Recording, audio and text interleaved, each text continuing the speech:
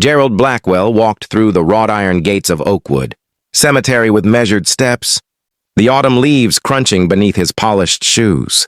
At 68, his hair had gone completely white, his beard silver against the black wool of his coat.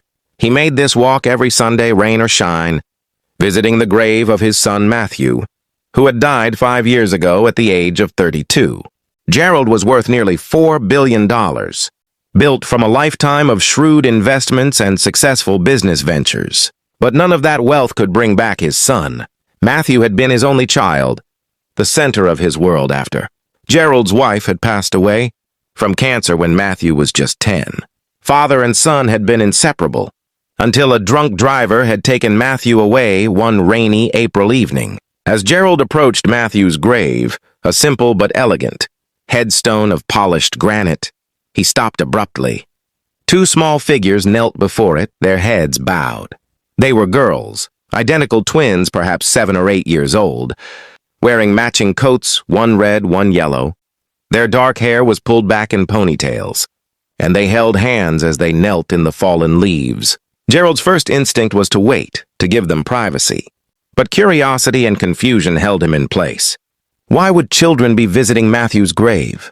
He had no other family, no nieces or nephews. Gerald approached quietly, not wanting to startle them. As he drew closer, he could hear their small voices, speaking in unison as if they'd practiced the words many times. "Thank you for saving us," they said softly. "Thank you for giving us a chance to live. We wish we could have met you. We wish we could tell you how grateful we are. Please watch over our mama. She misses you." Gerald felt his breath catch. His vision blurred with sudden tears. Saving them? Giving them a chance to live? What did that mean? The girls must have sensed his presence because they turned in unison, their eyes deep brown and solemn, fixing on him. They didn't seem afraid, just curious. "Are you here to visit someone?" one of them asked politely. Gerald's voice came out rough with emotion. "Yes, I'm here to visit my son, Matthew Blackwell. This is his grave." The girls' eyes widened. They looked at each other, then back at Gerald, and without warning, they both burst into tears. Not quiet tears, but great heaving sobs that shook their small bodies. Gerald, alarmed, knelt down despite the dampness of the ground. "What's wrong?" "Please, don't cry!" "I didn't mean to upset you." The girl in the red coat, her name tag said Sophia, spoke through her tears. "You're Matthew's daddy." "You're really his daddy?" "Yes, I am." "But how do you know my son? What did you mean about him saving you?" The other girl, her tag read Isabella, wiped her eyes with her sleeve. "He gave us his heart and his liver. When he died, he saved our lives." Gerald felt the world tilt. His hand went to the headstone to steady himself. Matthew had been an organ donor. Gerald had signed the papers at the hospital, numb with grief, knowing it was what Matthew would have wanted. But he'd never asked about the recipients. The pain had been too raw, too immediate. He'd donated Matthew's organs and then tried to bury the knowledge along with his son. "You received Matthew's organs?" he asked, his voice barely above a whisper. Sophia nodded. "I got his heart. Bella got part of his liver. We were both dying. The doctor said we maybe had a few weeks. And then they said someone had died and that person was going to save us. We were only 3 years old, so we don't remember much. But Mama tells us the story. She says we're alive because someone chose to give, even when they were losing everything," Isabella added. "We come here every Sunday with Mama to say thank you. She says it's important to honor the gift we were given." Gerald's legs gave out and he sank fully to the ground, sitting in the leaves without caring about his expensive coat.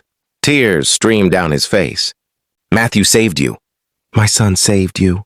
A woman's voice came from behind him. "Girls, what's happening?" "Is everything all right?"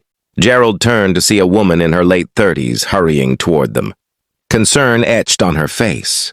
She wore scrubs under a worn jacket. A nurse or medical professional, Gerald guessed.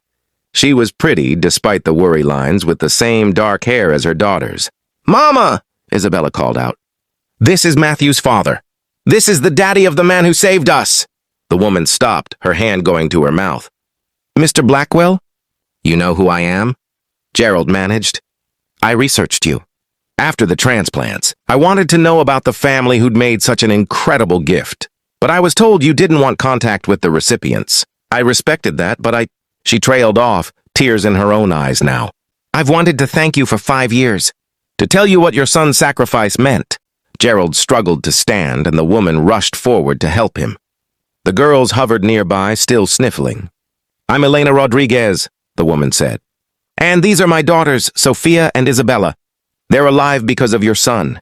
Gerald looked at the twins, really looked at them. They were healthy, vibrant, full of life. Sophia unconsciously put her hand over her heart. Matthew's heart.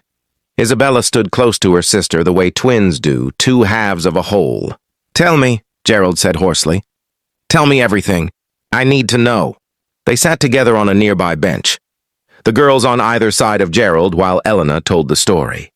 The twins had been born premature, with congenital heart and liver defects. The doctors had done what they could. But by the time they were 3, both girls were failing. They needed transplants urgently. But finding matches for both of them seemed impossible. I was a single mother, Elena said quietly. Working as an ER nurse trying to keep my girls alive, watching them get weaker every day. I prayed for a miracle, even though I felt guilty praying for something that meant someone else had to die. She wiped her eyes. And then one night they got the call. A match had been found for both of them. It was almost unheard of, for twins to both get what they needed from the same donor. The doctor said it was 1 in a million. They said your son was their exact blood type. Their exact size, everything matched perfectly. Gerald listened, his heart breaking and healing at the same time. I didn't know.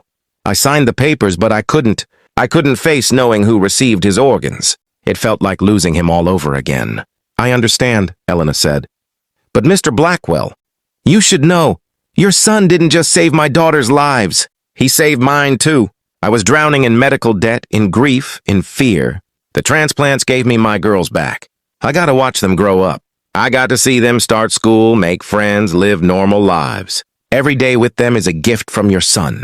Sophia tugged on Gerald's coat sleeve. Can I tell you something? Gerald looked down at her, this child carrying his son's heart. Of course. Sometimes when I'm really quiet, I can feel it. The heart. And it feels warm and safe, like it's protecting me. Mama says that's just in my imagination, but I think maybe your son is still there, just a little bit, watching over me. Gerald's composure shattered completely. He pulled the little girl into a hug, and Isabella joined them, and then Elena, and they all wept together among the gravestones and fallen leaves. When they finally pulled apart, Gerald felt something he hadn't felt in 5 years, a sense of peace.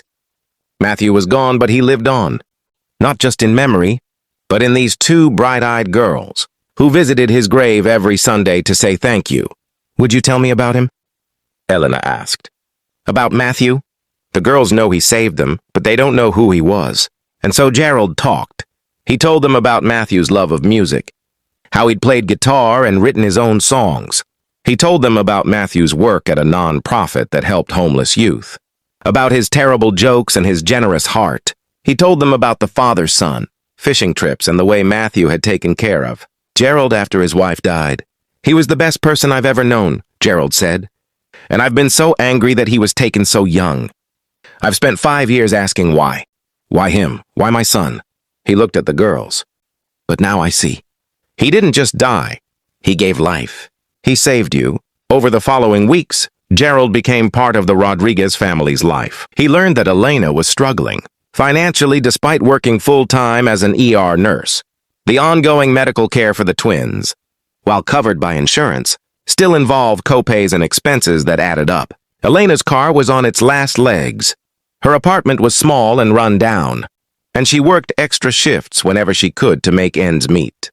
Gerald didn't immediately reveal the extent of his wealth, but he began to help in small ways. A reliable car from a company raffle that Elena had supposedly won. An anonymous scholarship fund that would cover any medical expenses, not covered by insurance. A better apartment that just happened to have the rent reduced. But more importantly, Gerald gave them his time and his heart. He attended the girls' school events and art shows. He taught them to play chess and took them to museums. He was there for birthdays and holidays, the grandfather they'd never had. For Gerald, the twins became his connection to Matthew, his proof that his son's life had mattered. that his death had meaning, but they also became precious to him in their own right. Two remarkable little girls, who faced each day with courage and gratitude. One evening, about 6 months after that first meeting at the cemetery, Gerald sat with Elena after the girls had gone to bed. They'd had dinner at his house. He'd finally revealed who he was and how much he could help, and Elena had been overwhelmed but grateful. "I want to do something," Gerald said. "I want to establish a foundation in Matthew's name to help families dealing with pediatric transplants, to cover the costs that insurance doesn't, to provide support, to make it easier for people like you who are trying to keep their children alive." Elena's eyes filled with tears. "Gerald, that's beautiful." "I want you to run it. You understand what these families go through. You've lived it. And I'll fund it completely, whatever it needs." The Matthew Blackwell Foundation was established within the year. Elena left her nursing job to run it full-time. And Gerald provided the resources to make it one of the most effective transplant support organizations in the country. They helped hundreds of families, covering expenses, providing emotional support, and connecting recipients with donor families when both sides wanted that connection. But perhaps the most touching aspect was the garden they created behind the Foundation's building, a memorial garden where donor families could plant trees and flowers in honor of their loved ones, where recipients could come to reflect and give thanks. At the center was a plaque with Matthew's name and a quote he'd loved. "The best way to find yourself is to lose yourself in the service of others." The twins thrived. Sophia discovered a love of music. "It's the heart," she'd insist. Matthew's heart loves music and learned to play the guitar. Isabella became passionate about medicine, already talking about becoming a transplant surgeon when she grew up. On the 5th anniversary of that meeting in the cemetery, Gerald stood with Elena and the twins at Matthew's grave once again.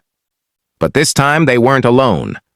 Dozens of families were there, all people who'd been helped by the foundation, all touched in some way by Matthew's legacy. Sophia and Isabella, now 12 years old, had written a song for the occasion. They performed it there in the cemetery, Sophia on the guitar that had once been Matthew's, both girls singing in harmony. The song was called "The Gift," and it spoke of the courage it takes to let go, the love that transcends death, and the way one life can ripple outward to touch countless others. As Gerald listened to the girls sing,